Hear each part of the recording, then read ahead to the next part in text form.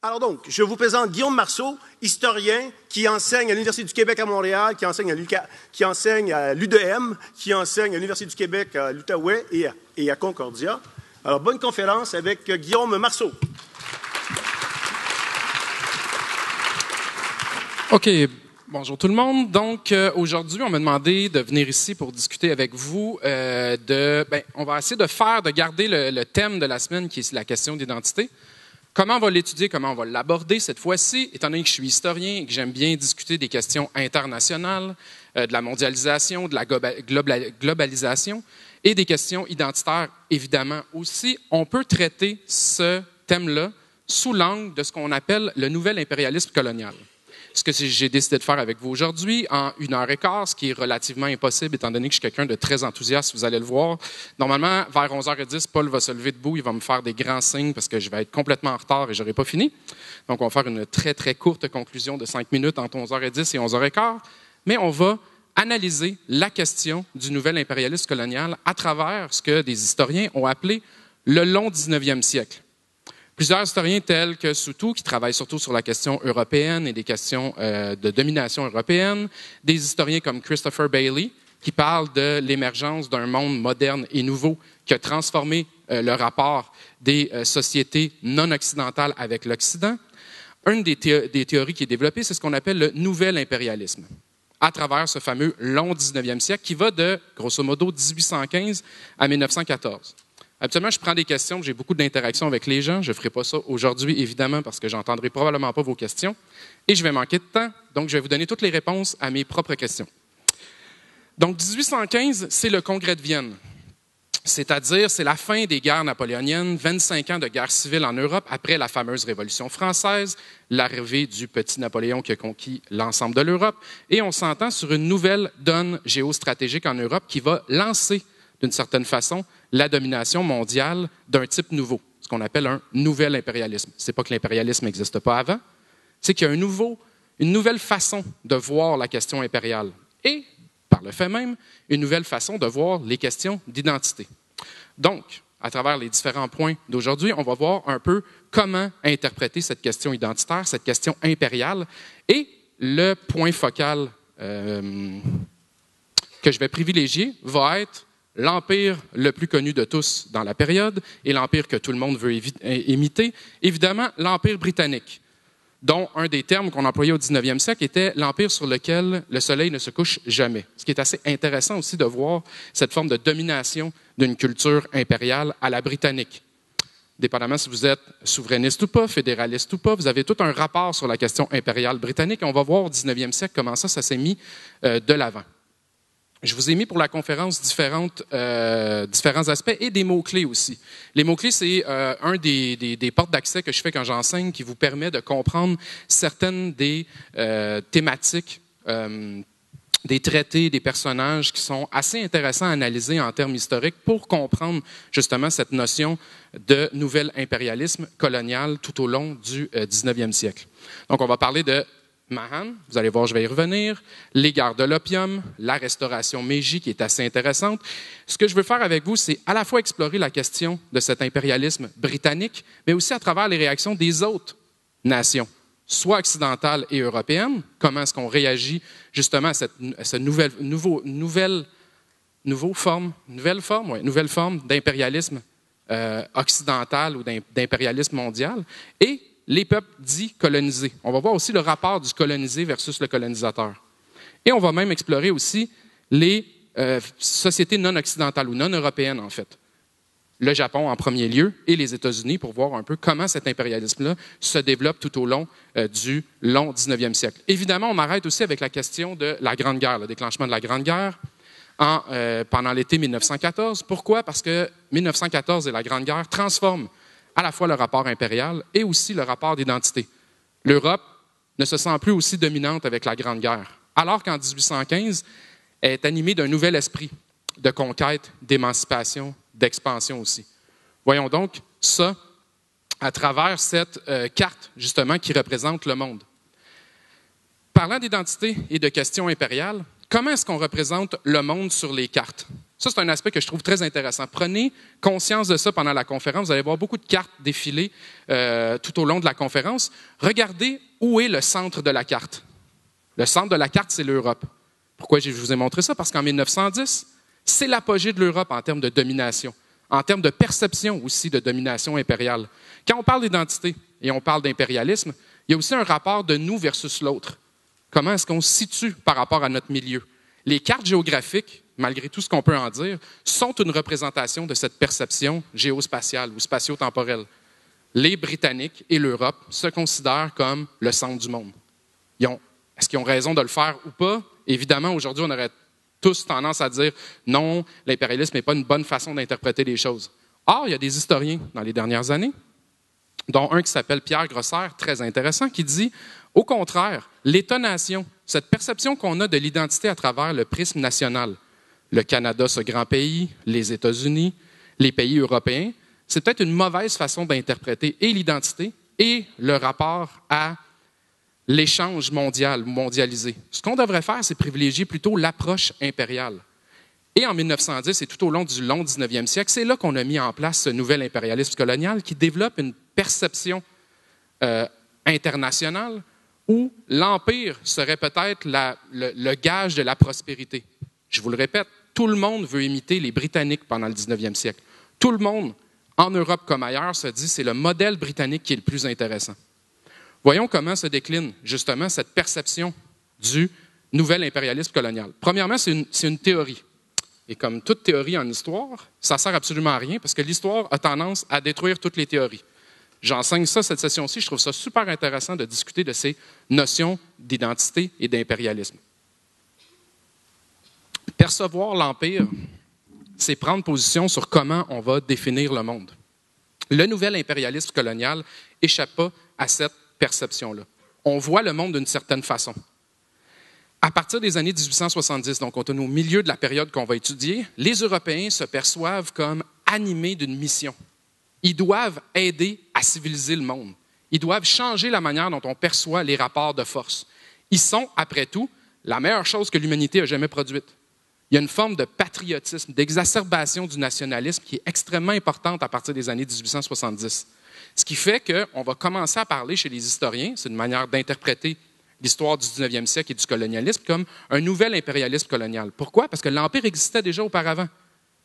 L'Amérique a été découverte par des empires. Christophe Colomb, Jacques Cartier, John Cabot, tous ces gens-là sont tous des Italiens, là, mais ils travaillent pour différents pays qui sont des systèmes impériaux qui vont découvrir le monde. Mais ils n'ont pas le même rapport à l'Empire, le même rapport au monde que ce qui va se développer à partir de 1870.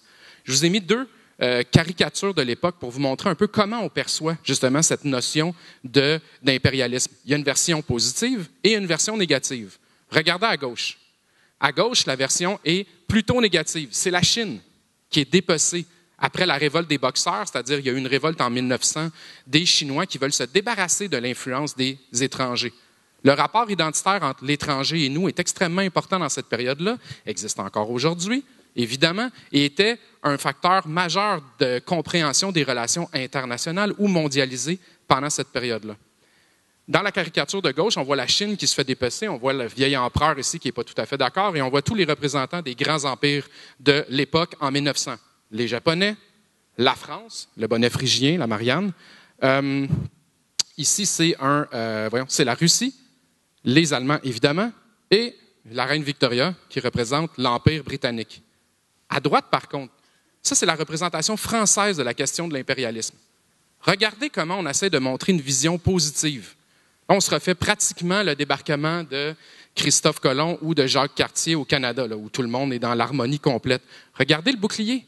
Qu'est-ce qui est écrit sur le bouclier qui représente les colonies françaises? La fratrie de la perception française depuis la Révolution française, qui est liberté, fraternité, égalité, est remplacée sur le bouclier français aux couleurs du drapeau par progrès, civilisation, et on le cache un peu, mais commerce. Commerce, c'est peut-être le point que j'aurais mis en premier, évidemment, pendant le 19e siècle, mais il y a quand même une notion de progrès et de civilisation. Les représentants des Europes et des Européens, des puissances européennes dans cette période-là, ont réellement l'impression, quand ils vont à l'étranger. Et quand ils vont prendre possession des colonies, on va le voir avec l'Afrique, l'Empire ottoman, l'Asie qui est prise d'assaut aussi à partir du milieu du 19e siècle, ils ont réellement l'impression de faire œuvre utile. Pour eux, ce n'est pas coloniser ou, pour reprendre un mot important pour ceux qui font beaucoup d'histoire Québec-Canada, ce n'est pas une conquête. C'est une libération, c'est un apport civilisationnel. On arrive avec la civilisation. On va civiliser des peuples qu'on considère comme sauvages et barbares. Pourquoi est-ce qu'ils resteraient aux portes du progrès, de la civilisation et du commerce, alors qu'on peut les amener à s'élever en tant que population? Évidemment, aujourd'hui, en 2018, ce discours-là, c'est de l'extrême droite. Mais au 19e siècle, ce n'est pas nécessairement perçu de cette façon-là. Pourquoi? Parce qu'il y a des idéologies qui entrent aussi dans la perception de qu'est-ce que c'est l'identité, qu'est-ce que c'est l'impérialisme, qu'est-ce que c'est aussi le nationalisme à la fois ethnique, mais patriotique. Il y a des pays qui ne sont pas nécessairement dans la logique du nationalisme tel qu'on le perçoit aujourd'hui, mais qui sont plutôt dans un nationalisme impérial, un social-impérialisme, que va dire un historien qui s'appelle Soutou, pour parler des peuples européens, pour créer une espèce d'entente interne du pays. Des idées de philosophes et de chercheurs scientifiques du milieu du 19e à la fin du 19e siècle vont influencer la manière dont on comprend ces rapports impériaux. Premièrement, les idées de Darwin et ceux de Nietzsche.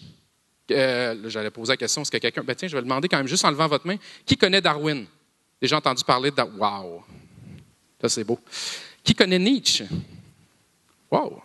Bon, bien, vous savez tous que Dieu est mort et on est tous des singes. OK, ça, c'est réglé. Donc, Nietzsche et Darwin, comment les comprendre, justement? Darwin, en 1859, quand il publie son étude sur de l'origine des espèces et qui parle de progression de l'espèce humaine, on va trafiquer ses idées. Darwin se serait retourné dans sa tombe 20 000 fois s'il avait su ce qu'on avait fait de ses idées au début du 20e siècle, vers 1900. Mais on va utiliser ces idées, on va créer ce qu'on appelle le darwinisme social. Souvent, pour mal théoriser la théorie de Darwin, on va dire la survie du plus fort. Vous avez déjà entendu ça?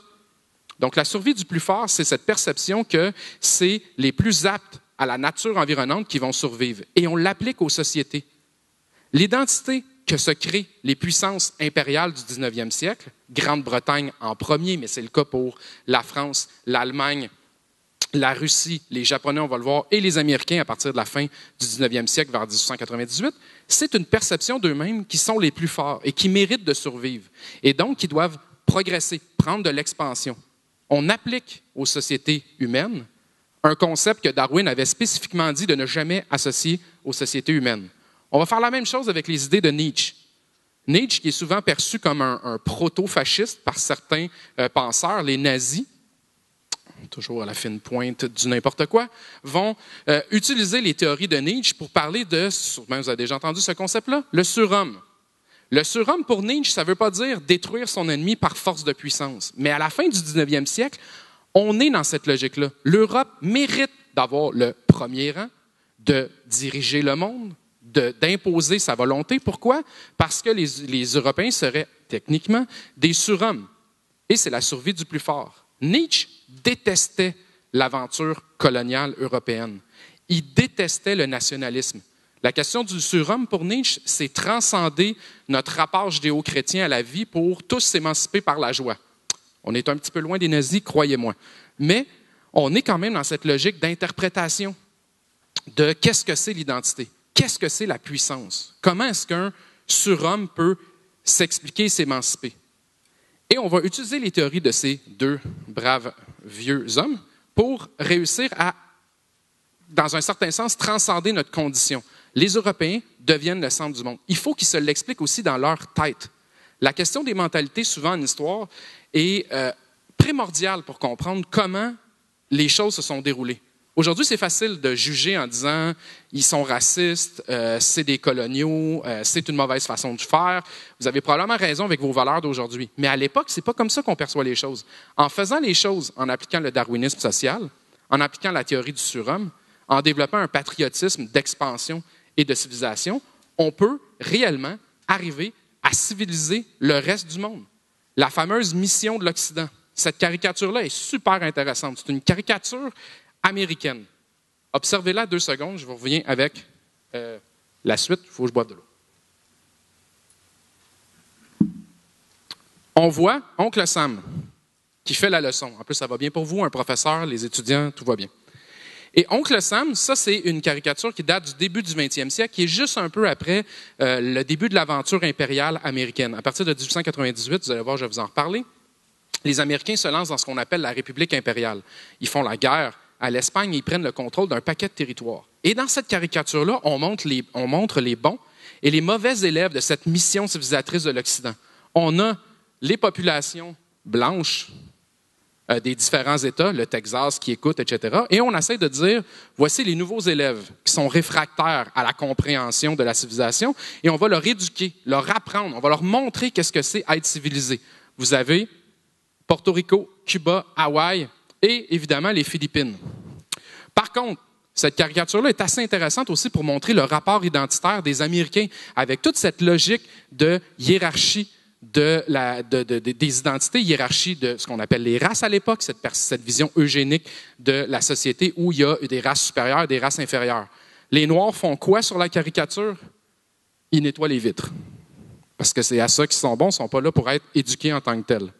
Il y a un petit Chinois qui attend de peut-être rentrer ou pas dans la salle de classe. On est en 1900, la révolte des boxeurs est en train de se produire. Est-ce que les Chinois vont devenir des bons élèves de la civilisation occidentale? Et on a un cancre, celui qui est mis à l'écart. Est-ce que vous le voyez? L'Amérindien. Il n'est même pas capable de lire dans le bon sens, il tient son livre à l'envers. Donc, on représente déjà dans cette caricature-là les Amérindiens comme étant des cancres à l'école de la civilisation. Ils ne peuvent pas s'adapter comme nous. Darwinisme social, Nietzsche, question identitaire, question de perception sur l'impérialisme. Cette mentalité-là influence grandement comment on va percevoir le monde, surtout à partir de la deuxième moitié du 19e siècle. Les Européens prennent confiance. On peut dire les Occidentaux, parce que l'Amérique va entrer un peu dans cette logique-là aussi. L'Amérique du Nord, évidemment. Les Occidentaux ont une confiance en eux qu'ils n'ont jamais eue auparavant. Et ils sont convaincus que c'est logique de prendre cette expansion, d'expliquer aux autres qu'est-ce que c'est bien vivre, bien s'adapter, être bien civilisé. Il va y avoir une théorie. Je ne vous lis pas la citation parce qu'elle est en anglais, c'est un petit peu long, ce n'est pas le point que je veux vous amener. Je veux vous parler de ce qu'on appelle la Weltpolitik. En allemand, Weltpolitik veut dire politique mondiale. On l'a beaucoup associé à Guillaume II.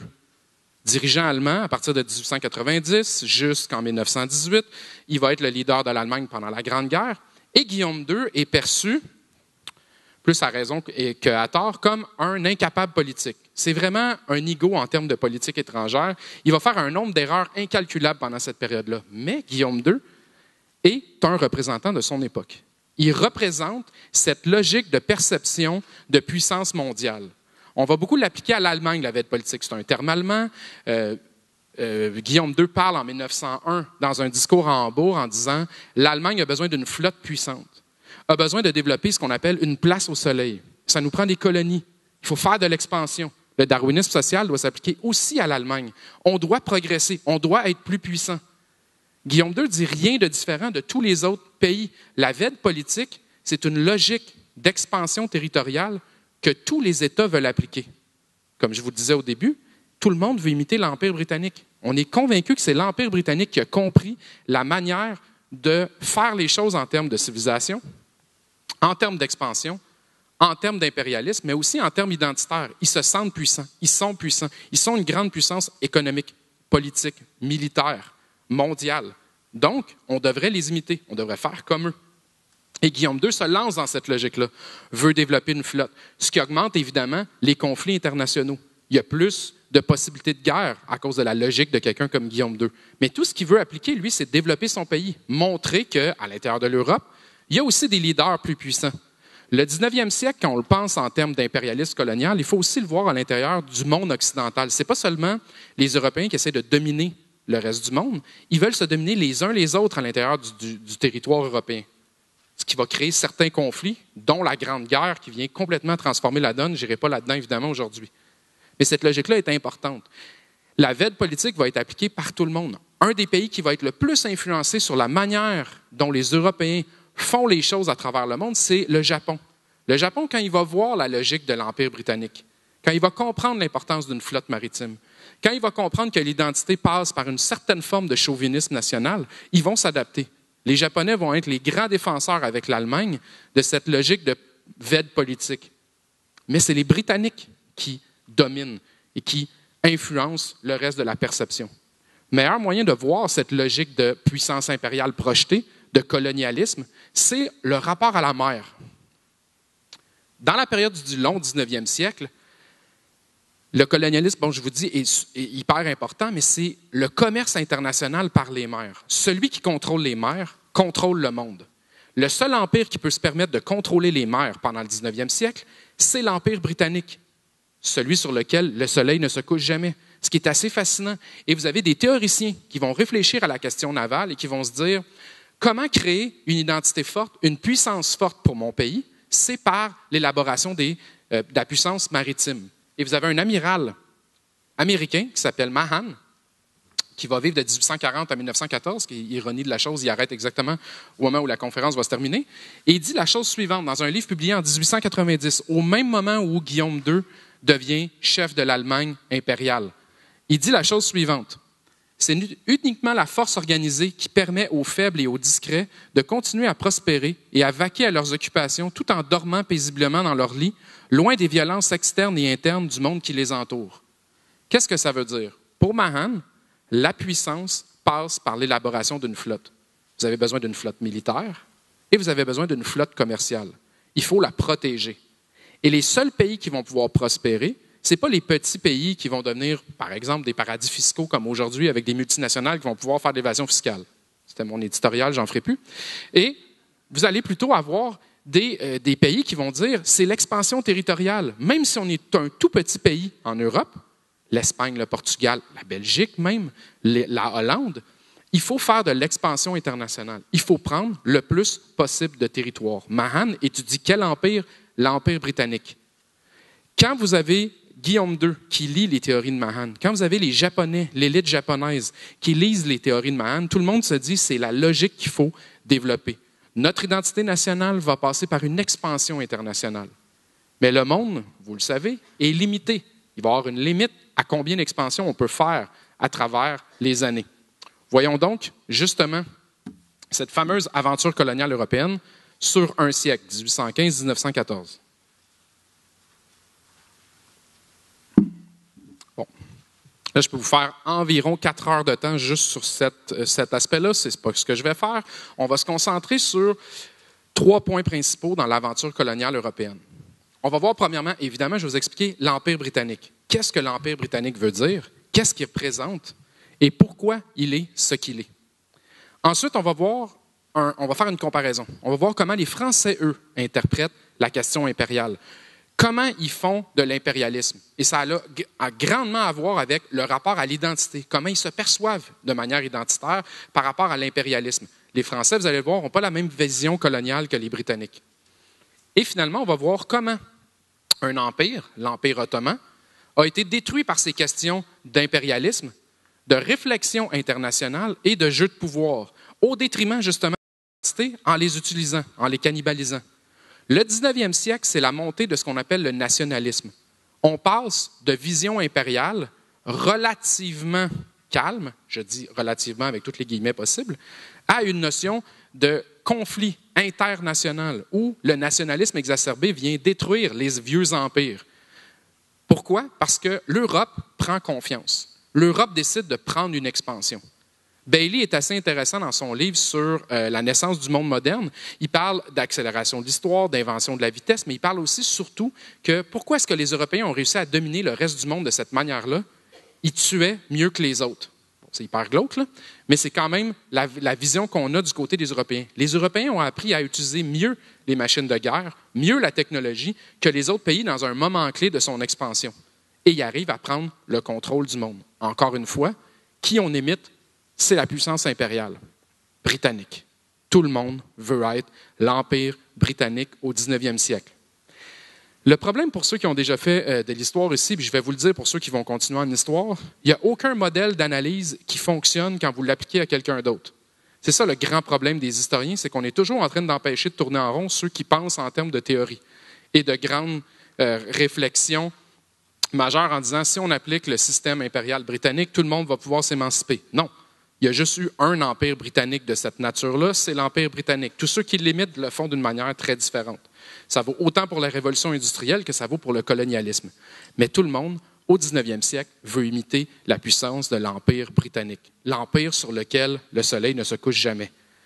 En 1914, à la fin de la période, l'Empire britannique va couvrir 30 millions de kilomètres carrés et concerner plus de 400 millions de personnes. Ça veut dire que le quart de la planète appartient à l'Empire britannique. Le Canada, l'Australie. Tiens, pour l'anecdote, il y avait un autre nom qu'on était supposé donner au Canada pour essayer de montrer que cette étendue de l'Empire britannique. On a l'Australie d'un côté et on a tous failli être des boréaliens, parce qu'on voulait appeler le Canada la Boréalie. Pourquoi? Pour montrer l'étendue de cet Empire britannique qui domine l'ensemble du monde. Les Britanniques arrivent à imposer leur volonté. Et on voit aussi cette confiance en eux-mêmes qu'ils ont. Les Britanniques sont zéro méfiants d'eux-mêmes quand ils prennent le contrôle du monde. Ils ont un empire aussi où ils changent littéralement leur système identitaire, comment ils se perçoivent, qu'est-ce qu'ils disent d'eux-mêmes. En 1877, la reine Victoria va devenir aussi impératrice des Indes. Il va y avoir un conflit politique à l'intérieur de la Grande-Bretagne entre les libéraux et les conservateurs sur quel type de dénomination on doit donner à la reine d'Angleterre, la reine Victoria, qui est là jusqu'au début du 20e siècle. Et on va finir par lui donner le titre d'impératrice des Indes. L'Inde est le joyau de la couronne britannique. On veut imposer au monde anglais et aussi au reste du monde, au reste de l'Occident, cette logique impériale. La Grande-Bretagne, l'Angleterre, ce n'est pas les Anglais, c'est l'Empire. On est membre de l'Empire britannique. On va faire de la colonisation un peu partout ailleurs. On est vice-roi des Indes. On ne devient pas indien. Bon, il y a des mélanges culturels, c'est ça qui est assez intéressant. Aujourd'hui, les historiens commencent à voir beaucoup plus l'influence entre nord-sud, est-ouest et les rapports colonisés-colonisateurs. Mais pendant cette période-là, la manière qu'on se perçoit comme étant au-dessus des autres. L'Empire britannique a eu raison de faire de l'expansion. Il est surpuissant. Personne ne peut s'opposer aux Britanniques en termes de puissance au 19e siècle. Ça joue sur leur identité, ça joue sur leur perception d'eux-mêmes et ça joue sur la perception des autres face à eux. Ce qui est intéressant de voir aussi, c'est la progression du type d'empire qu'on a. En 1815, si vous regardez l'étendue de l'Empire britannique, il est relativement étendu comme il va l'être à la fin du 19e siècle, en termes de points d'appui. La différence, c'est l'occupation du territoire. En 1815, les Britanniques, ce qu'ils veulent, c'est des comptoirs un peu partout. Le vieil impérialisme versus le nouvel impérialisme colonial. Les comptoirs ne vous demandent pas d'occuper l'ensemble du territoire, de prendre possession au nom de la reine ou de l'impératrice. Ils peuvent simplement vous demander de faire des deals locaux avec des personnes locales parce que votre but, c'est le commerce. Mais l'Empire au 19e siècle, à partir de 1815 et surtout après 1870, se modifie pour devenir non pas commercial, mais civilisationnel. On veut imposer une manière de penser. Donc, on pense aussi en termes géostratégiques, culturels, social. Il faut occuper le territoire. 1815, les Britanniques ont des comptoirs un peu partout. Bon, il y a l'Inde que vous voyez qui est relativement bien occupée. L'Australie vient d'être découverte comme colonie pénale et on envoie toutes sortes de personnes indésirables. On a la même chose au Canada. Les États-Unis se sont libérés du joug britannique en 1783 avec le traité de Paris. Donc, on est dans une autre logique pour les Britanniques en Amérique, mais quand même, l'expansion continue. Regardez en 1882, les Britanniques ont pris de l'expansion. Le Canada est totalement occupé. L'Australie est totalement occupée. L'Inde. Les Britanniques se sont installés aussi en Égypte par opportunisme commercial cette fois-ci. La question du fameux canal de Suez, vous allez voir, je vais y revenir. Et on continue à prendre de l'expansion en tant que telle. Par contre, quel continent que vous pouvez voir sur la carte n'est pas tellement occupé à ce moment-ci par les Britanniques et les autres Européens? L'Afrique. L'Afrique commence à être pris d'assaut. Ça commence au début des années 1880, justement. Et les Britanniques là, se disent, c'est un endroit qu'il faut réussir à dominer. Il faut prendre de l'expansion. Toute cette logique de darwinisme social, de sortir l'Europe de son propre carcan, d'offrir aux autres populations cette forme de civilisation, les Britanniques le poussent. On passe de comptoir à une occupation de plus en plus importante. Et regardez, 1900, c'est une occupation très importante du continent africain.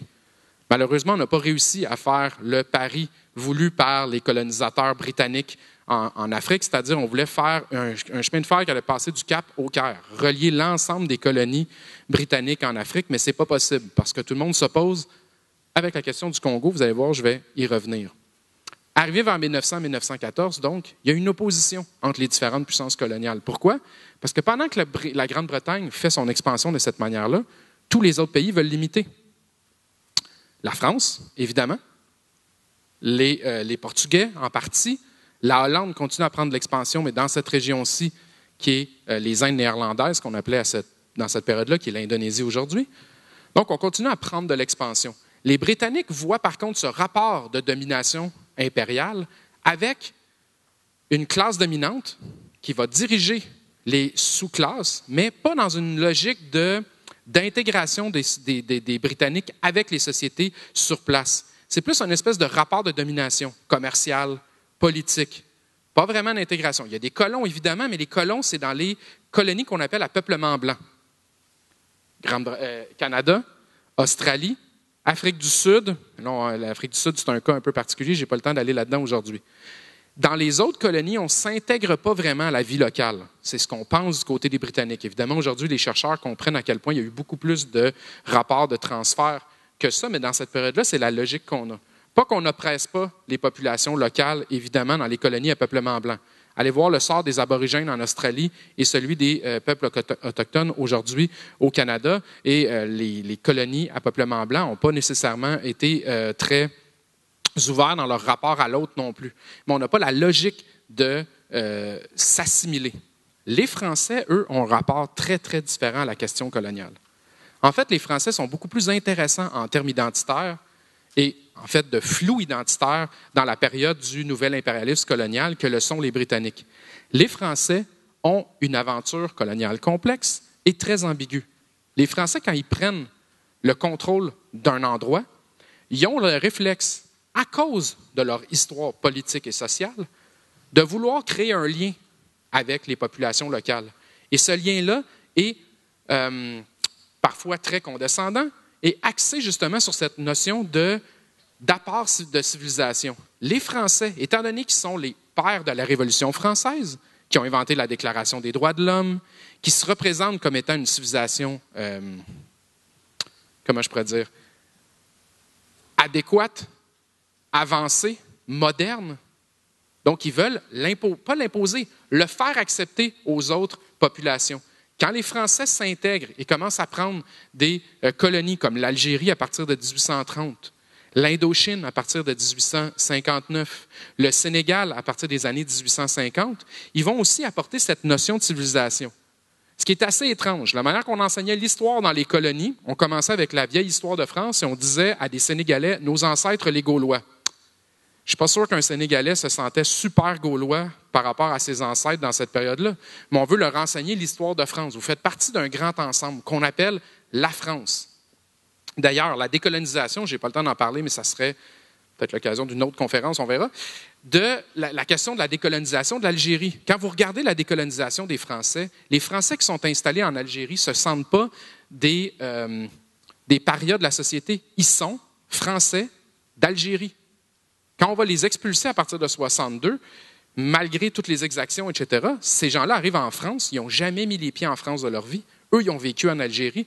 C'est la même chose avec la question de l'Indochine aussi. Quand les Français commencent à prendre le contrôle d'un territoire, oui, ils développent cette logique de darwinisme social, d'imposition d'une civilisation sur une autre, une logique de supériorité morale, raciale, évidemment, dans cette période-là. Mais pas seulement.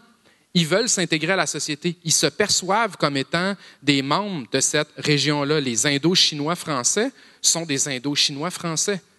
Les Britanniques croient à l'Inde comme joyau de l'Empire, mais quand c'est le temps de quitter l'Inde, ils vont quitter l'Inde. Même s'ils ont tenté par tous les moyens de s'y maintenir puis de détruire la société indienne, quand ils quittent, ils quittent. Les Français, c'est toujours un problème. Les Français vont quitter leur système colonial toujours à travers des guerres sanglantes, difficiles, qui vont perdre les unes après les autres à partir de la deuxième moitié du 20e siècle. Parce que cette logique d'identité est différente, parce que la logique impériale des Français est axée sur cette participation générale d'une forme de civilisation qui est partagée. D'ailleurs, je vais vous la lire, une longue citation de Jules Ferry. Je vous la lis, puis après je vais vous poser une question par rapport à ça. Donc, on est le 28 juillet 1885. Il parle devant la Chambre d'Assemblée et à ce moment-là, les Français sont fondamentalement lancés dans la logique d'expansion coloniale en Afrique. Messieurs, il y a un second point, un second ordre d'idées que je dois également aborder. C'est le côté humanitaire et civilisateur de la question coloniale. Messieurs, il faut parler plus haut et plus vrai. Déjà, il dit messieurs parce qu'on est au Parlement, les femmes n'ont pas le droit de vote. Il faut dire ouvertement qu'en effet, les races supérieures ont un droit vis-à-vis des races inférieures. Je répète qu'il y a pour les races supérieures un droit parce qu'il y a un devoir pour elles. Elles ont le devoir de civiliser les races inférieures. Ces devoirs ont souvent été méconnus dans l'histoire des siècles précédents et certainement quand les soldats et les explorateurs espagnols introduisaient l'esclavage dans l'Amérique centrale, l'esclavage a été aboli par les Britanniques en premier en 1807, totalement contraint vers 1833. Même les Américains, quoique, vont abolir l'esclavage avec la guerre civile. Donc, en 1885, on se perçoit comme étant plus les vieux Européens qui ont fait les erreurs du passé. Ils n'accomplissaient pas leur devoir d'hommes de race supérieure. Mais de nos jours, je soutiens que les nations européennes s'acquittent avec largeur, grandeur et honnêteté de ce devoir supérieur à la civilisation. Bien, allez demander ça aux Chinois, aux Indo-Chinois, aux Algériens, aux populations autochtones des peuplements, des colonies à peuplement blanc britanniques, si ça se passe avec largeur, grandeur et justesse. Donc, Jules Ferry est un représentant de la France. Et souvent, quand je donne des cours, je demande, selon vous, est-ce que Jules Ferry est de droite ou de gauche? Bon, évidemment, tout le monde maintenant me connaît, fait que là, ils savent que c'est un piège, fait que là, personne ne veut répondre, ils se disent qu'il ne doit pas être de droite si la question est posée comme ça. Vous avez raison, c'est pas quelqu'un de droite. Jules Ferry, c'est un réformateur de gauche, laïque, anticlérical, qui va imposer l'instruction obligatoire et gratuite à tous les enfants français. Il veut que son pays devienne un pays de gens alphabétisés, riches, prospères. Donc, c'est quelqu'un de gauche, extrêmement progressiste, mais qui croit à l'aventure coloniale. Pourquoi? Parce que notre identité passe justement par l'exploration, l'expansion et aussi la diffusion de cette fameuse perception qu'on est des civilisateurs. On a des droits et des devoirs envers les peuples non civilisés. Imaginez-vous, vous recevoir ça. Il y a quelqu'un, mettons, les extraterrestres débarquent, ils viennent vous voir en disant « Bon, vous êtes tous des barbares sanguinaires. » Et on va maintenant vous apprendre la civilisation à coups de canon dans la tronche. C'est un peu violent, mais c'est quand même une perception qu'on a en se disant c'est un mal pour un bien. Il y a un bien là-dedans, la civilisation.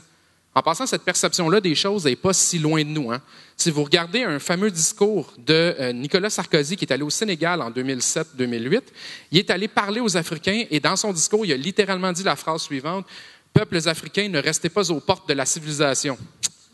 Peut-être pas un choix de mots super adéquat à dire à des Africains après l'aventure coloniale européenne. Mais c'est une perception qu'on a qui est très, très ancrée chez les Européens, la manière de percevoir, de concevoir notre monde.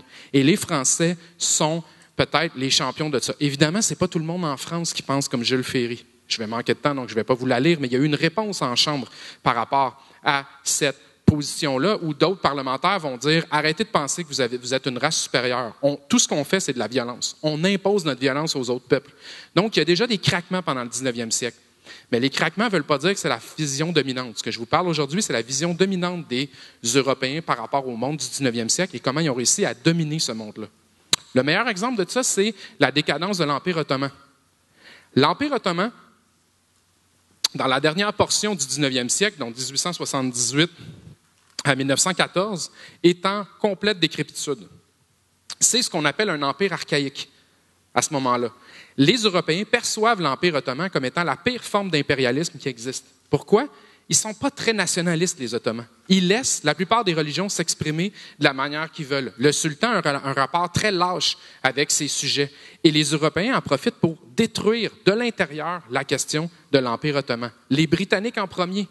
Ils sont supposément les défenseurs de l'Empire ottoman en Europe.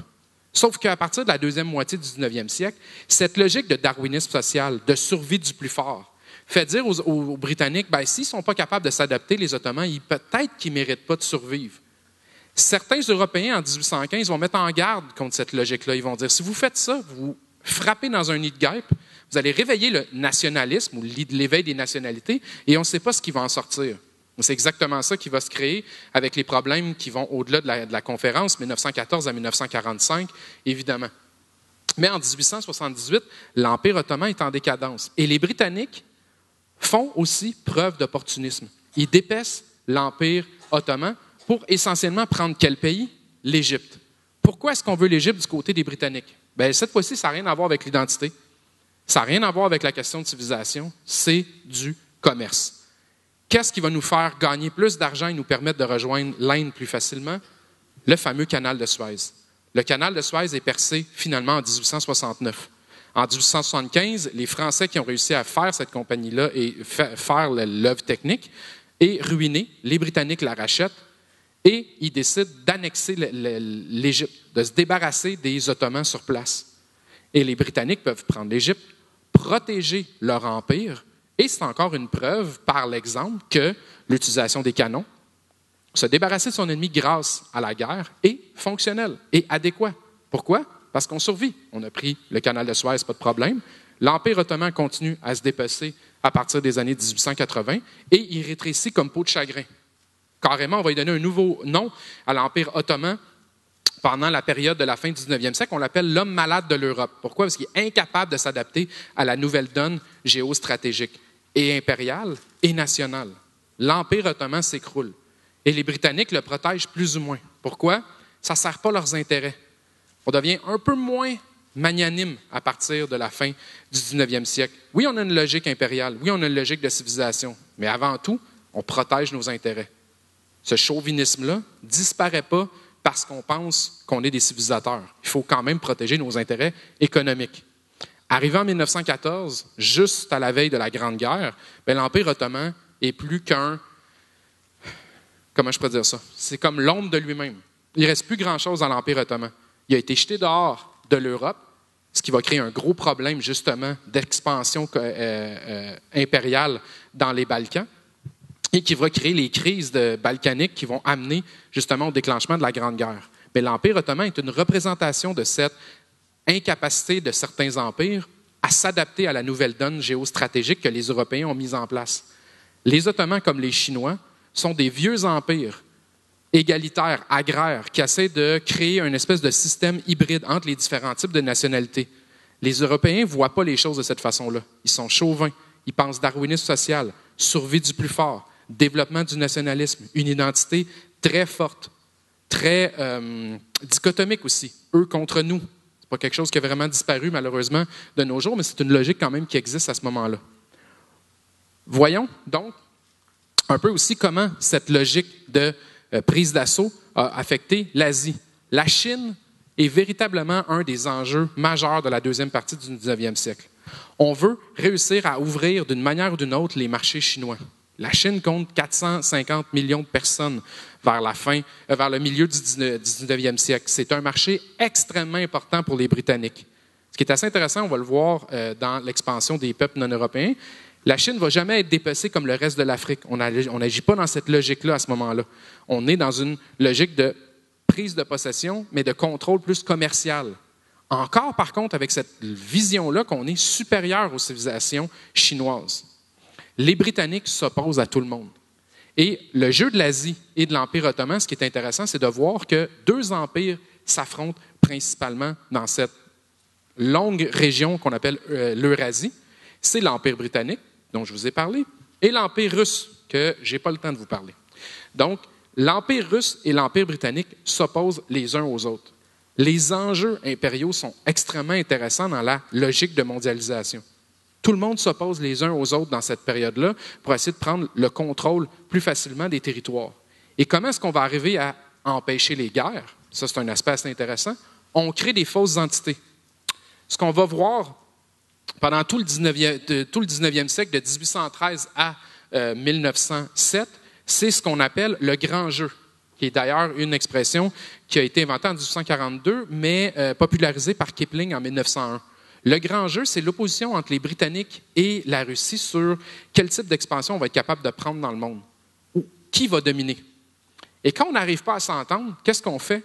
On crée des fausses entités, des pays qui n'existaient pas auparavant, notamment l'Afghanistan. Si vous regardez la notion du grand jeu en Eurasie, ce qui est assez intéressant, c'est que la Perse, qui est aujourd'hui l'Iran, et l'Afghanistan, qui n'était pas fait comme ça. Vous voyez la petite passe ici, en Afghanistan? Le but, c'est de créer une zone tampon entre l'Empire britannique et l'Empire russe. On ne veut pas que ces deux empires-là se touchent. Donc, la Perse est dominée au nord par les Russes, au sud par les Britanniques, à l'ouest par les Ottomans, et au centre, il y a une espèce de Perse indépendante. L'Afghanistan est créé vers les années 1880-1885 par les Britanniques pour empêcher les Russes et les Britanniques de se toucher. Donc, tous ces empires-là s'affrontent, prennent de l'expansion, commencent à se frapper les uns contre les autres. Éventuellement, si vous êtes dans la logique d'expansion complète avec le darwinisme social, vous allez finir dans cette expansion de la survie du plus fort par frapper vos ennemis. Rien ne l'illustre de manière plus importante que la course aux colonies en Afrique. Quand on est au début du 19e siècle, en 1815, on ne fait pas de l'expansion territoriale en Afrique. Les seuls endroits qui sont dominés, c'est les côtes. Chaque pays en Afrique a des comptoirs commerciaux qui lui appartiennent. Portugal, Espagne, Angleterre, France. Éventuellement, vous allez avoir l'Italie et même l'Allemagne qui vont finir par prendre de l'expansion en Afrique. Mais au début du 19e siècle, ce qu'on veut faire, même jusqu'en 1880, on n'est pas vraiment dans la logique de prendre de l'expansion. Par contre, ce nouvel impérialisme colonial que je vous ai parlé au début, qui va influencer la manière dont on comprend l'Empire, on modifie la donne. Vers 1860-1880, les gens sur place parlent à la métropole, aux pays qui dominent les logiques impériales et colonisatrices, et on leur dit, il serait peut-être temps d'aller dans ce qu'on appelle l'interland, c'est-à-dire prendre les terres intérieures, contrôler le territoire en tant que tel. Il en va du prestige de notre empire. Ça, c'est du nouvel impérialisme colonial, parce qu'on n'avait pas besoin de faire ça auparavant. On faisait avant tout du commerce. Là, il y a une notion mentale, géostratégique. Il y a des enjeux militaires, évidemment, mais il y a des enjeux économiques, évidemment, mais il y a aussi une question de mentalité. Si on possède le territoire, on va être capable de créer un empire beaucoup plus puissant que notre ennemi. On va pouvoir le dominer. Ce qui est assez intéressant, c'est que les historiens qui travaillent de plus en plus sur les questions du colonialisme au 19e siècle réalisent qu'en termes économiques, ce n'était pas rentable d'avoir des colonies. Les Britanniques, mis à part les colonies de peuplement blanc, font environ 2 % de leur commerce avec les colonies en tant que telles. L'Empire allemand a toujours perdu de l'argent en développant un empire de l'envergure de celui qu'on va avoir dans cette période-là. Ce n'est pas rentable. Ce n'est pas pour ça qu'on le fait. C'est des enjeux de prestige, géostratégique, contrôler le territoire. Et les Européens s'affrontent en Afrique. On se lance. Les Britanniques, eux, facile, ils partent de l'Égypte et de la colonie du Cap. Et ce qu'ils veulent faire, c'est le vieux rêve de Cecil Rhodes, qui est un aventurier, colonisateur et industriel qui vit dans les colonies du Cap, c'est établir ce fameux lien de chemin de fer du Cap au Caire. On doit lancer les Européens dans cette logique-là. Les Français ont la même idée. Ils partent du Sénégal, qui vont contrôler à partir des années 1840-1850, et ils ont une petite place ici dans le bout de Djibouti, en Abyssinie. Et ce qu'ils veulent faire, c'est faire est-ouest. Éventuellement, vous allez frapper votre ennemi à un endroit ou à un autre, ou du moins, vous allez frapper une autre puissance coloniale. Parce que là, les Africains, vous pouvez oublier ça, il n'y a pas personne qui s'adresse à eux ou qui s'occupe d'eux pendant cette période-là. La meilleure représentation de ça, c'est la fameuse conférence de Berlin de 1885. Bismarck, et là, je n'ai pas le temps d'entrer dans Bismarck en détail, mais Bismarck est celui qui a créé l'Allemagne en 1870. 1871, en fait, janvier 1871. Il bat la France. Il établit l'impérial en Europe, allemand. Et ce qu'il veut, Bismarck, ce n'est pas faire de l'expansion coloniale. Il veut que la France et l'Angleterre se battent les uns les autres entre eux pour la question coloniale. Donc, il intervient pour faire l'arbitre. Et on fait une conférence sur l'Afrique. Et là, tous les pays européens sont invités. Qui n'est pas invité? L'Afrique. Quand même, on parle de l'Afrique, on ne va pas inviter des Africains. Donc, on fait une logique de conférence sur un endroit, un pays, un continent, où on n'invite même pas des représentants et des membres des sociétés qui sont sur place. Ce n'est pas important, ce n'est pas eux qui dominent, ce n'est pas eux qui sont civilisés. C'est nous, nous étant l'Occident, les Européens. Même les Américains vont être observateurs en 1885 sur la question de l'Afrique et les Américains n'ont pas l'intention de prendre aucune colonie en Afrique. Le seul endroit qui les intéresse, les Américains, c'est le Pacifique. Vous allez voir, on va y revenir. Regardez la politique coloniale sous Bismarck. Tiens, je vais le passer ça, c'est pas intéressant. Donc, Bismarck a une politique coloniale où il ne veut pas vraiment de colonie. Pourquoi? Parce que pour lui, l'Empire se passe en Europe.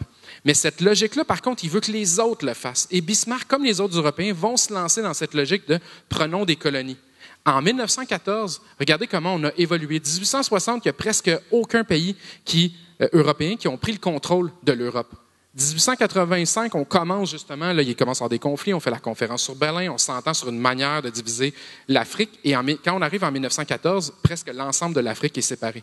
Il y a 2 pays libres en Afrique en 1914, l'Abyssinie, qui est l'Éthiopie parce que les Italiens se sont fait battre par les Éthiopiens en 1896, et le tout petit Libéria. C'est tout. Tout le reste est contrôlé par les Européens, qui continuent leur poussée impériale. Après avoir pris l'Afrique et avoir fait cette expansion, ils vont en Océanie. Ils prennent des petites îles océaniques pour être capables de continuer l'expansion de leur empire. Souvent, c'est des bases de ravitaillement où on met des convois de charbon pour les navires de commerce, etc. On prend de l'expansion partout. Les Européens ont littéralement le vent dans les voiles et ils se considèrent comme étant pas imbus, mais animés d'une mission, je vous en parlais au début, civilisationnelle. On doit amener la civilisation à l'extérieur. On doit prendre de l'expansion. Le seul empire qui va survivre, c'est le grand empire. Aucun moyen de survivre si on n'est pas une puissance impériale. On est dans le nationalisme, dans le chauvinisme, mais ce n'est pas uniquement notre pays, notre petit pays, c'est ce qu'on peut amener à l'extérieur. Et on continue cette logique-là, ce qui fait en sorte que vers 1914, le monde n'a jamais été aussi colonisé par l'Europe et par n'importe quelle autre puissance qu'auparavant. On est dans une logique différente aussi. Les navires sont en fer, ils marchent à la vapeur, on a mis des câbles télégraphiques un peu partout, on peut relier le monde, on a inventé littéralement la vitesse. Mais c'est fou de réaliser qu'en 1830, l'Europe contrôlait à peu près 6% du monde. En 1913, plus de 40% du monde est une dépendance de près ou de loin des Européens. La Chine, qui est représentée comme pas colonisée sur ce graphique-là, c'est une mauvaise façon de voir les choses parce que la Chine, sans être une colonisée comme l'est l'Afrique, est une dépendance des puissances occidentales. On se la sépare en termes d'influence économique. Même chose avec l'Amérique latine. C'est techniquement des républiques indépendantes, mais c'est l'Empire britannique, encore une fois, qui contrôle l'économie des puissances de l'Amérique latine. Les États-Unis contrôlent leur rapport politique. Le rapport commercial, c'est les Britanniques. Les Britanniques ont établi un empire sur lequel le soleil ne se couche jamais et où ils peuvent dominer l'ensemble des populations. Mais arrivant en 1914, et certains historiens vont défendre cette idée-là, où est-ce qu'on peut prendre l'expansion? Nulle part. C'est plus possible. On va devoir s'affronter. Et certains historiens qui sont très anticolonialistes vont dire, c'est par là qu'est passé les origines de la Grande Guerre. C'est comme ça qu'on est arrivé à faire la Grande Guerre, c'est qu'on s'est opposé en termes coloniaux et il arrive un moment où, comme on ne peut plus prendre de l'expansion ailleurs, on revient se battre en Europe. Ce n'est pas une mauvaise interprétation, ce n'est pas la seule, évidemment, ce n'est pas le seul des facteurs, mais c'est un enjeu qui est assez intéressant de voir cette logique impériale prendre de l'expansion et finir par s'affronter. Voyons un peu, justement, les puissances non européennes. Parce que, face à cette logique d'affrontement, face à cette logique de puissance impériale, face aussi à cette volonté d'imiter autant les Britanniques, comment est-ce que les puissances non européennes ont pu se développer aussi pendant cette période-là? Eh bien, il y a deux exemples que je veux exploiter avec vous, les États-Unis et le Japon. 2 puissances qui sont non européennes, une qui est très occidentale, l'autre qui ne l'est pas du tout, qui vont se dire, on va limiter le modèle britannique et européen. Le chauvinisme, le darwinisme social, cette logique de se voir comme étant mu par une mission de civilisation, on va l'appliquer à notre perception des choses. L'exemple, encore une fois, imité de loin l'Empire britannique. Les fameuses guerres de l'opium. Qui a déjà entendu parler des guerres de l'opium? Juste pour voir un peu. Oh oui, OK. Donc, quand vous êtes l'Empire britannique et vous êtes au milieu du 19e siècle et que vous avez une balance commerciale déficitaire avec un empire, qu'est-ce que vous pouvez faire? Il faut que vous trouviez un produit qui va vous coûter peu à produire et qui va vous assurer d'ouvrir les coffres de l'endroit que vous voulez coloniser. Quoi de mieux que la drogue? Bien, rien du tout. C'est exactement ce que les Britanniques vont faire à partir de 1839-1840. Les Britanniques, dès les années 1820, veulent prendre le contrôle des autres pays. Et pour y arriver, ils vont être prêts à utiliser tous les stratagèmes.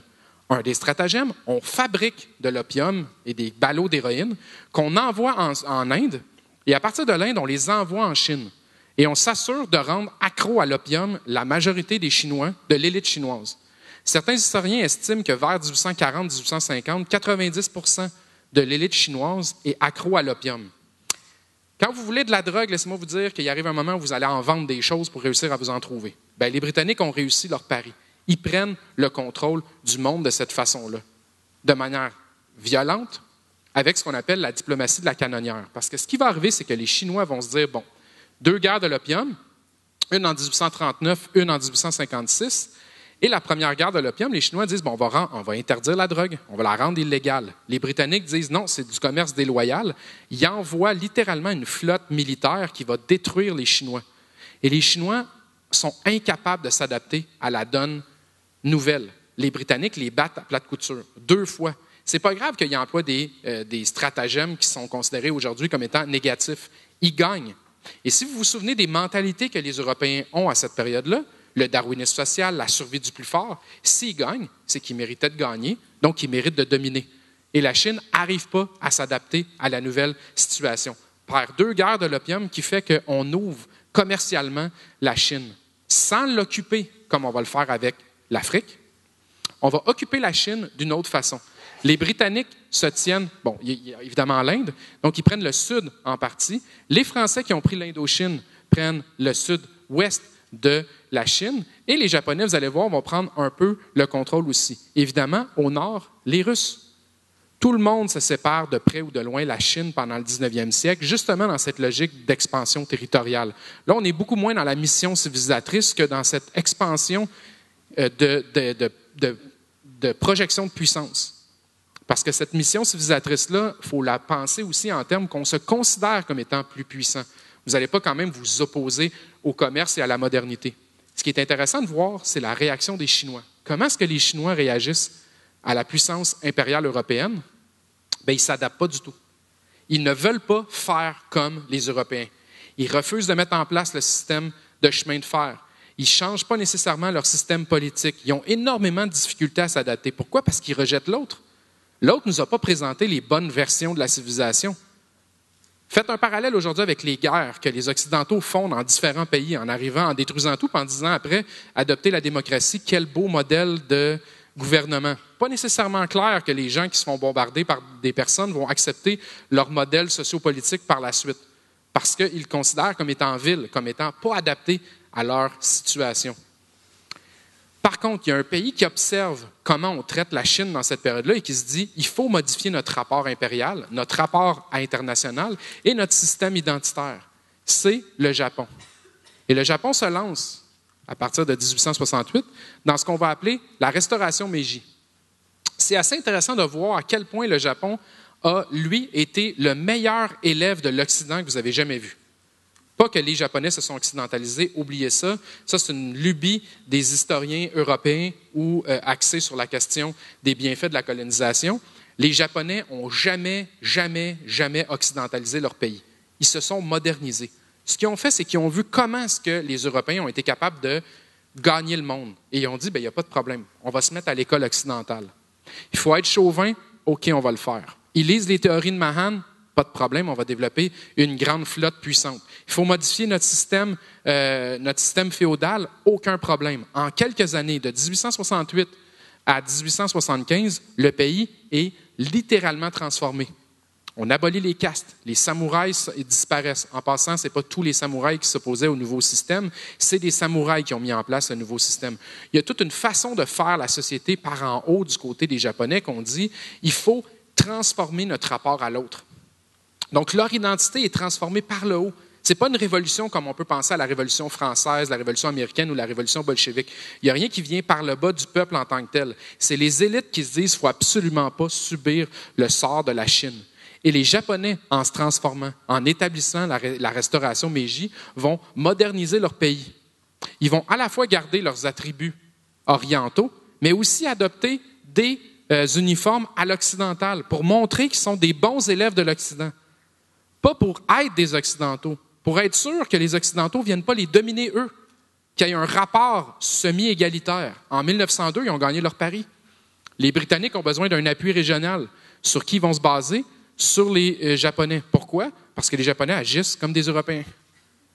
Ils ont pris les îles d'Okinawa en 1874. Ils ont pris une partie de la Chine en 1894-1895. Ils ont gagné une guerre contre les Chinois, où ils se mettent à décapiter des gens, ils leur imposent un traité inégal. Les Européens se disent, bon, ben, vous faites comme nous, c'est bien. Vous pouvez peut-être être aussi des acteurs internationaux. En 1902, les Britanniques signent un traité avec les Japonais qui leur permettent en 1904-1905 de battre les Russes, première puissance non européenne à battre des Européens dans une guerre moderne. Donc, on détruit la flotte russe les 27-28 mai 1905 à Tsushima, qui est dans cette région-ci, dans le détroit de la mer entre la Corée et le Japon, et les Japonais arrivent à faire de l'expansion coloniale. Ils appliquent les attributs des Européens à leur propre système.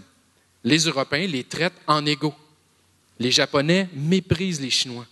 Ils se demandent comment ils ont fait pour ne pas s'adapter. Regardez qui domine, imitez-le et faites comme eux. Et les Japonais sont immensément, comment je pourrais dire ça, très axés sur l'imitation des Britanniques en tant que tels. Les Britanniques, c'est une île qui domine le monde en termes d'empire. Le Japon est une île à côté d'un ennemi très puissant qui est la Chine. On doit imiter la même chose. La marine doit dominer. Le système politique du Japon est basé sur l'empire allemand. Pourquoi? Parce qu'il n'est pas très démocratique, mais il y a des semblants de démocratie. Donc, on joue aussi sur cette logique-là. Notre identité est passée par une forme d'imitation, mais sans jamais être occidental en tant que tel. Les Japonais ne sont pas occidentaux. Ils transforment leur système pour être sûrs de faire partie de la cour des grands, pour respecter cette valeur d'impérialisme qui est autant mise de l'avant au 19e siècle. Le dernier joueur d'importance, mais qui est très important évidemment dans cette logique impériale, c'est nos amis les États-Unis. L'impérialisme américain. Ce qui est assez intéressant, c'est que quand on lit sur l'histoire des États-Unis, on essaie de dire bon, les États-Unis, ce n'est pas vraiment des impériaux. Bon, aujourd'hui, c'est un peu différent. Depuis la Deuxième Guerre mondiale, disons que les États-Unis sont un peu partout. Mais les États-Unis ont cette logique d'impérialisme. La mission de civilisation que je vous parlais, pour les Américains, ça s'appelle le Manifest Destiny, la destinée manifeste. La notion de frontière aussi, qui est assez importante. Ce qui est intéressant, c'est de voir comment ces deux théories-là sur l'histoire des États-Unis, cette réflexion sur leur propre pays, a changé la donne arrivé à la fin du 19e siècle. Les Américains dominent l'économie mondiale à partir des années 1890. En 1893, l'ensemble du pays est conquis. Il y a un journaliste qui s'appelle Turner qui va parler de la fin de la frontière. En 1893, les Américains ont occupé l'ensemble du pays des États-Unis en tant que tel. Où prendre de l'expansion maintenant? Bien, ailleurs, comme tous les autres pays. Les Américains ne sont pas nécessairement différents. Ils ne font pas les choses comme les Britanniques, évidemment. Personne ne peut recréer l'Empire britannique. Mais ils vont quand même avoir cette logique de ce qu'on va appeler la République impériale. Ils deviennent puissants au niveau commercial. Mahan a écrit ses théories en 1890. Les Américains sont en train de développer une flotte et ils se disent, bien, prenons-nous aussi de l'expansion. Où est-ce que les Américains veulent prendre l'expansion? Pas en Afrique, il est trop tard. C'est le Pacifique. Le Pacifique, c'est la cour arrière des Américains. L'Empire américain passe par le Pacifique. Et quoi de mieux qu'une bonne petite guerre pour réussir à créer un empire? Et on fait ce qu'on appelle le Splendid Little War. Une guerre de 3 mois contre l'Espagne qui est absolument pas préparée à faire la guerre contre les Américains. On utilise un système de propagande et les Américains arrivent à battre à plate couture aux Philippines et à Cuba les Espagnols. On jette dehors des Amériques les derniers vestiges des colonies, des colonisateurs européens. Les Américains deviennent, d'une certaine manière, les protecteurs, pas d'une certaine manière, ils deviennent les protecteurs de Cuba. Ils annexent Porto Rico. Ils annexent en partie les Philippines et ils commencent à prendre de l'expansion partout dans le Pacifique. De 1898 à 1903, mais ça va jusqu'en 1914, les Américains prennent le contrôle du Pacifique, comme les Britanniques l'avaient fait au 19e siècle pour l'ensemble du monde. Regardez le nombre d'îles et d'endroits qu'ils ont pris. Pacifique Sud, Guam, Wake, 1914, il y a un autre canal très important qui ouvre, ce qui est assez ironique, qui ouvre un mois, en fait, dans le mois du déclenchement de la Grande Guerre, le fameux canal de Panama.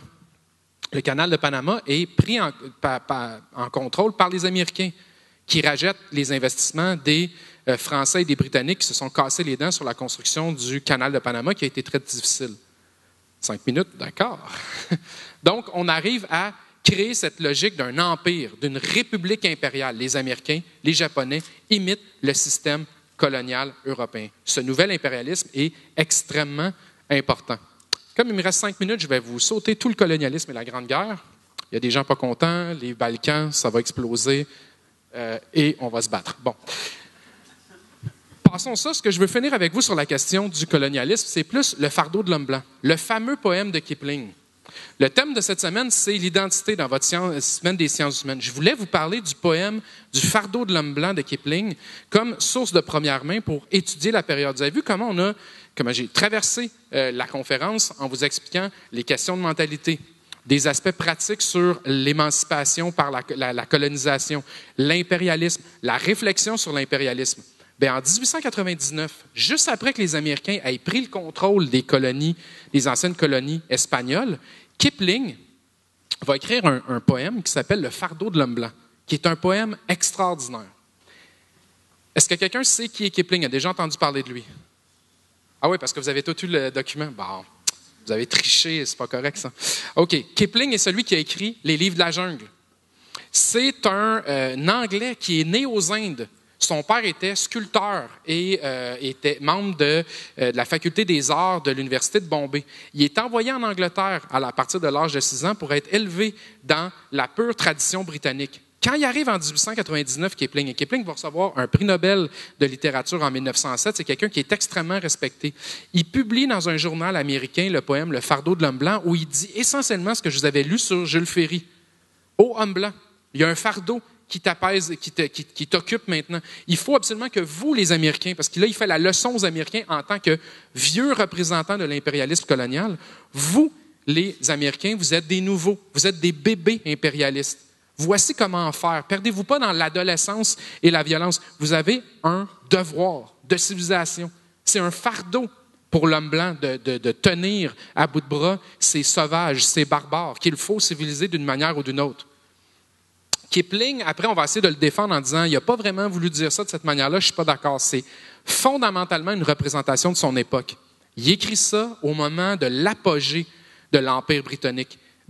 Il écrit ça au moment où l'Europe se perçoit comme étant dans un âge d'or, ce qu'on va appeler la Belle Époque en Europe. Aux États-Unis, le Gilded Age.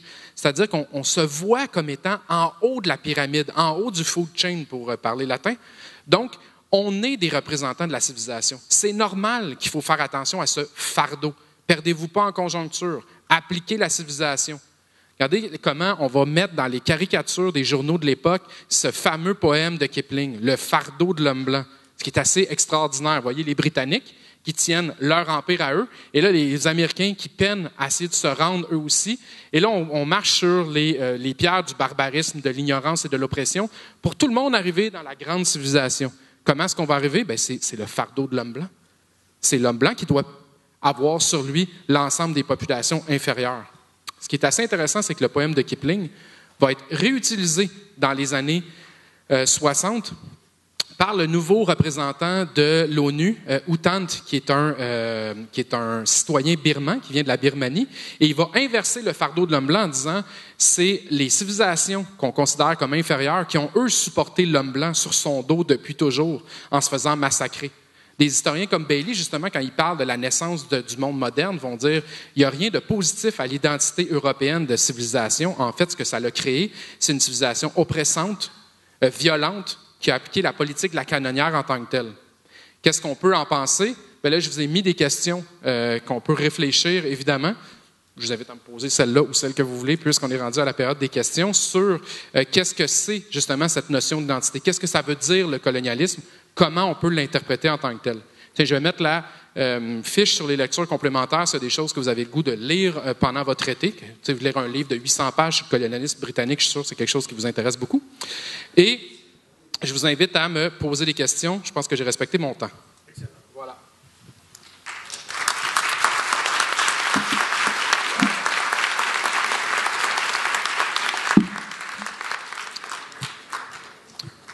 Est-ce que quelqu'un a des questions? Ou j'ai tellement été clair et limpide que vous êtes subjugués? Oui, ça fait ça des fois. Sur Kipling, oui?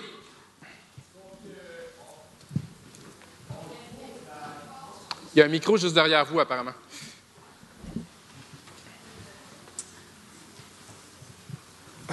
Il fonctionne? Okay, oui. Parfait. Donc, en gros, la conférence parlait du nouvel impérialisme colonial. On n'a pas beaucoup parlé des effets que ça a sur la société actuelle aujourd'hui en Afrique. Est-ce qu'il y en a beaucoup particulièrement ou ça commence à s'atténuer? En fait, il y en a beaucoup. Regardez, si vous voulez voir les effets du colonialisme aujourd'hui, regardez toutes les frontières factices qui sont établies au Moyen-Orient et en Afrique. Il n'y a aucun respect de ce qu'on appelle le nationalisme ethnique dans les frontières qui ont été établies au 19e siècle par les empires coloniaux. Et regardez la manière dont on sépare les pays. Des fois, on suit un méridien ou un parallèle sans nécessairement respecter les populations locales qui y vivent. Le problème du Rwanda en 1994 est directement issu de la manière dont on s'est retiré de la région du Congo du côté des Belges. Donc oui, les répercussions aujourd'hui sont encore majeures. Les pays africains essaient encore de se... pas créer une identité, ils ont une identité, mais ils sont pris dans une logique identitaire qui est aussi issue de cette interprétation de la question du colonialisme. Pour aller plus loin dans la question, il y a aussi eu un tollé dans les années 2000 en Europe parce que les Français, le gouvernement français, a voulu imposer une manière d'enseigner l'histoire qui disait qu'il faudrait enseigner les bienfaits de la colonisation. Et là, vous avez des historiens français qui se sont mis ensemble, qui ont signé des pétitions pour dire « Vous n'allez pas faire ça ». Les Africains l'ont pris comme un affront. Le discours de Sarkozy, que j'ai à peine fait une petite allusion, va aussi dans cette logique-là. Donc oui, il y a des répercussions encore aujourd'hui, ne serait-ce que de regarder la manière dont les pays sont divisés et qui ne respectent pas du tout les particularités socio-culturelles des endroits où on a fait les frontières. Parfait. Aussi, je voulais savoir, on a tendance à remarquer que côté politique, l'Occident s'éloigne un peu de l'Afrique, mais par contre, côté économique, l'entreprise privée empiète plus. Est-ce que cette tendance-là risque de se maintenir ou de s'aggraver? Cette tendance-là se maintient et s'aggrave. Il y a quelque chose qu'on n'entend jamais parler dans les nouvelles. Est-ce que vous savez que le Congo est en guerre depuis plus de 25 ans, 30 ans, 40 ans?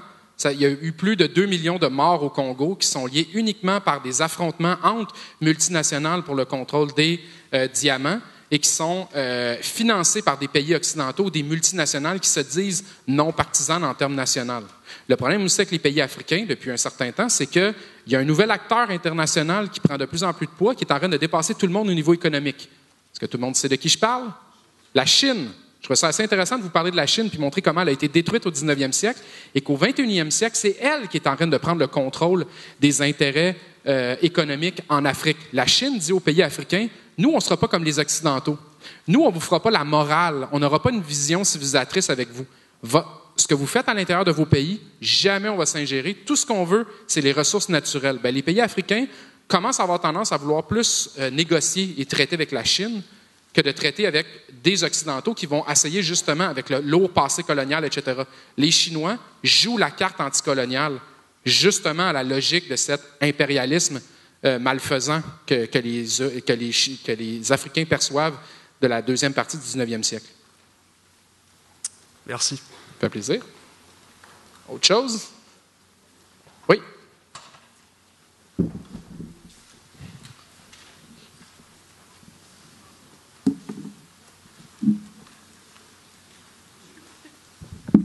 Bonjour, j'ai une question. Est-ce que vous pensez que la France est vraiment sortie de la Tunisie? Ouais. Là, je ne peux pas parler de tous les... OK. J'ai pas de réponse simple et courte par rapport à ça. La France n'est jamais vraiment sortie de nulle part, en fait. Disons-le comme ça. Son rapport à la fin de la colonisation a été un rapport aussi, ils se sont retirés en gardant des intérêts économiques. Donc, la question de la Tunisie pour les Occidentaux est vraiment multiple et complexe. Le meilleur moyen de le répondre simplement, c'est que généralement, les Occidentaux ne vont pas se retirer de l'ensemble des qui considèrent qu'ils ont quand même une dette. Il faut comprendre aussi que, là, je n'ai pas le temps de vous parler de ça serait, comme je vous disais, une autre conférence, mais sur la fin du colonialisme, les Occidentaux se sentent quand même responsables et coupables. Malgré ce que je vous ai dit sur le 19e siècle, cette vision-là n'est pas partagée aujourd'hui par les Européens. L'Union européenne essaie de faire amende honorable par rapport aux exactions et de la période coloniale et de ce qui va arriver avec la Deuxième Guerre mondiale. Donc, non, ils ne sont pas sortis, mais ce n'est pas nécessairement pour dominer. En partie, oui. D'une autre partie, non. Mais là, c'est le plus simple que je peux faire comme réponse. OK, merci. De rien. Autre chose, Oui? pour la Libéria, si je sais bien, c'était colonisé par les États-Unis, non?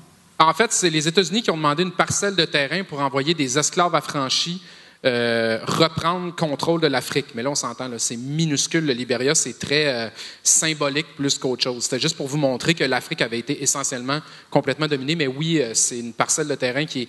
C'est le seul endroit qui est, mettons, protégé par les Américains, mais c'est aussi protégé par la communauté internationale. Pourquoi? Parce que c'est minuscule puis que pas de grand monde s'y intéresse et qui va créer d'autres problèmes aussi au début des années 2000 avec la guerre civile, mais ça, c'est une autre question aussi. OK, merci. Autre chose? Oui. Oui, ben, vous avez évoqué la différence qu'il y a entre Français et Britanniques quant à la colonisation. C'est-à-dire que les Britanniques quittent en s'en foutant un peu, puis que les Français se lient et se créent une identité nouvelle avec le lieu, comme par exemple les Pieds Noirs, oui, puis qui mènent des luttes sanglantes pour empêcher l'indépendance de leur colonie. Ben, comment est-ce que vous expliquez cette différence d'attitude-là, finalement, sur le plan historique entre Français et Justement, Britanniques? sur le plan historique, c'est que ça dépend comment on... C'est ce que j'essaie d'expliquer assez rapidement, c'est que les Britanniques ont une approche qui est à la fois plus commerciale et ils ont un chauvinisme qui est très différent de ce que les Français vont mettre en place. Même si les Britanniques croient beaucoup à l'Empire et à la manière impériale de faire les choses, ils ne sont pas gênés par la manière dont ils font l'impérialisme. Tiens, on va faire un exemple concret qui est lié à la période du Canada. Les Patriotes. Tout le monde connaît la révolte des Patriotes, ça va? Il y a un garçon qui est venu faire un garçon britannique qui est venu faire quelques recommandations. Il est venu étudier un peu le problème entre les deux rébellions, 37-38, et il va écrire un fameux rapport qui s'appelle le rapport Durham. Que dit Durham dans son rapport? Il dit, vous les francophones, le problème, vous savez c'est quoi? Vous êtes inférieurs. Devenez donc britanniques. Il n'y a rien de mieux qu'être britannique dans le monde. Si vous ne voulez pas l'être, vous vous condamnez vous-même à rester en retrait. Donc, les Britanniques ont cette vision-là d'être très assumés, très assurés dans leur processus civilisationnel. Les Français, c'est différent. Quand ils font de la colonisation à partir des années 1870, c'est après avoir perdu une guerre contre l'Allemagne. C'est dans une logique de reconstruction nationale. Donc, ils sont plus fragiles. Donc, ils ont une tendance à être comme un peu plus émotifs. Là, on est dans les mentalités larges. Là. Évidemment, je n'ai pas le temps de répondre avec tous les détails nécessaires, mais ça va modifier leur rapport à la question coloniale, où ils vont être plus impliqués en se disant qu'on apporte quand même une civilisation. On est membre de cette société-là, de cette communauté-là. Avec tout le paradoxe des Français d'être racistes, de traiter les Algériens de manière épouvantable pendant la période coloniale, de ne pas laisser les Indochinois prendre le contrôle de leur propre destinée. Mais il y a quand même une logique là-dedans de dire on va finir par fusionner d'une certaine manière. Et ils restent sur place. Alors que les Britanniques ont une espèce de vision tournante sur tous les élites dans les différents aspects coloniaux. Voilà. Oui? J'avais deux questions. Premièrement, par rapport au commerce international, vous avez parlé que les colonies étaient utilisées comme des marchés pour les colonisateurs. Est-ce qu'ils avaient aussi délocalisé leurs moyens de production européens à l'intérieur des colonies? Bien, ça dépend lesquels. Ça dépend pour quel aspect. Les Britanniques vont établir... Là c'est un autre... Ça serait le sujet d'une autre conférence au complet qui serait très intéressante sur le système économique britannique. Les Britanniques croient beaucoup au libre-échange. À partir de leur révolution industrielle, qui sont les seuls à avoir fait d'ailleurs, les Britanniques établissent un système où ils veulent établir le libre-échange. Donc, ils laissent les autres endroits produire à leur fin, mais ils font du dumping de produits. Donc, ça n'a rien à voir avec le mercantilisme comme on le faisait pendant la période moderne. Là, ce qu'on veut faire, c'est réussir à obtenir des matières premières à meilleur prix, ou carrément on les assimile quand on fait du colonialisme, et après on fait du dumping de produits sur les autres marchés. Donc, tout le monde peut produire en autant que le déficit commercial des Britanniques soit toujours positif, ce qui était le problème avec la Chine, d'où le fait de faire du dumping d'opium. Mais oui, les Britanniques ont un rapport commercial où ils se disent que la prospérité des manufactures vont faire en sorte que tout le monde va prospérer. Évidemment, c'est facile de eux de dire ça. Au 19e siècle, les Britanniques, à eux seuls, ont la moitié de la flotte mondiale de commerce. Donc oui, ils veulent que tout le monde commerce, c'est eux qui font de l'argent avec ça. OK, merci. Puis deuxièmement, est-ce qu'il y avait des relations économiques qui continuaient à exister malgré la colonisation entre les pays voisins des régions colonisées par exemple, en Afrique, il y avait des pays africains qui continuaient à faire du commerce? Bien, oui, le commerce existe toujours, mais c'est un peu compliqué parce que comme on est en train de s'opposer, le chemin de fer devient une arme, une arme commerciale, une arme géostratégique. Souvent, les chemins de fer connectent pas toujours partout. Surtout en Afrique, et on renvoie les matières premières sur les côtes qui sont prises par des navires de notre système colonial. Mais l'économie va toujours quand même se mettre en place et prospérer. En fait, ce qui va arriver aussi en 1913, c'est que la logique impérialiste, comme je vous ai parlé, et là, j'ai pas eu le temps de faire le point sur les origines de la Grande Guerre, est moins important qu'on l'a dit. Il y a des auteurs en 1910, Norman Angell va écrire un livre qui s'appelle The Great Illusion, qui va dire, en fait, on fait déjà de l'économie mondialisée, globalisée. Les Britanniques ont mis en place un système de libre-échange qui fait en sorte qu'on est tellement prospère qu'on ne va pas s'opposer dans une guerre. Donc oui, il y a du commerce entre les différentes colonies un peu partout et on pense qu'à terme, cette vision du nouvel impérialisme colonial-là va peut-être s'estomper pour laisser place à une économie mondialisée. Ça va prendre jusque dans les années 50 pour retrouver la mondialisation économique qu'on avait en 1913, justement par l'expansion des Européens qui, je le répète, sont quand même convaincus de faire œuvre utile. Là. Ils ne se voient pas comme des grands méchants sanguinaires en fumant des cigares dans des pièces sombres. Là. Eux, ils apportent la civilisation, donc par le commerce si nécessaire. Là, je vois Paul qui est monté, je me dis que ça doit être la fin. Alors, merci beaucoup, Guillaume. C'est excellent.